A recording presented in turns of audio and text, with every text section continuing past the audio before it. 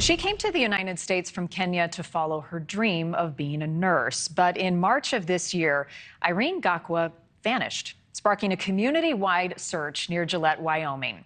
We featured Irene's case this week in our Missing series and introduced you to one of those volunteers out there helping look for Irene. Well, new tonight, that same volunteer was in court today, facing off against the man police have called a person of interest in Irene's disappearance. Date is July 31st, 2022. This is something Stacy Koester couldn't do earlier today. Many of the TikToks she's posted about a missing Wyoming woman banned by the court. He was trying to use the courts against me to shut me up. He is Nathan Hightman, a person of interest in the disappearance of his fiancée, Irene Gakwa. Gakwa is from Kenya and usually speaks in Swahili. Her family grew concerned after the texts they received from her were in English. Something happened to my sister, and the last person that I know that saw my sister was Nate. So it's very unlike my sister. She used to talk to my parents almost every day.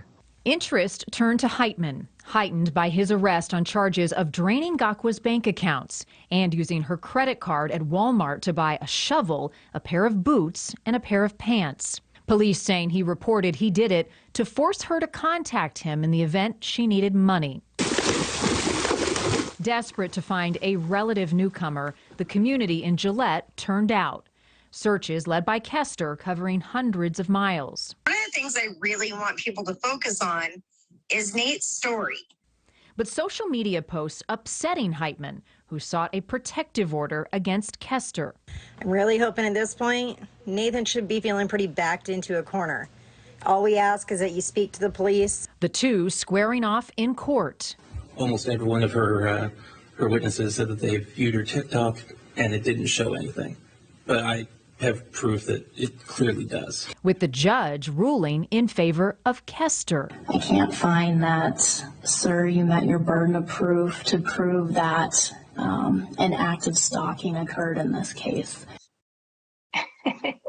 Vindicated Koester will be back out searching and sharing her opinions on Hightman once again on TikTok, all in the hopes of finding Irene. I am searching for his missing fiance, and because I made a promise to Irene's family, who is my family now too, that I won't stop searching until we bring her home and she has answers. I think he is worried that we're closing in on him by sharing Irene's stories.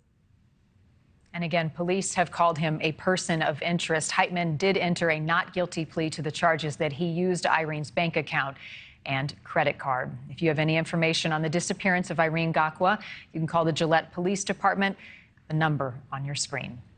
Thank you for watching. Go to newsnationnow.com to find News Nation on your television provider. And don't forget to click the red subscribe button below to get more of News Nation's fact-driven, unbiased coverage.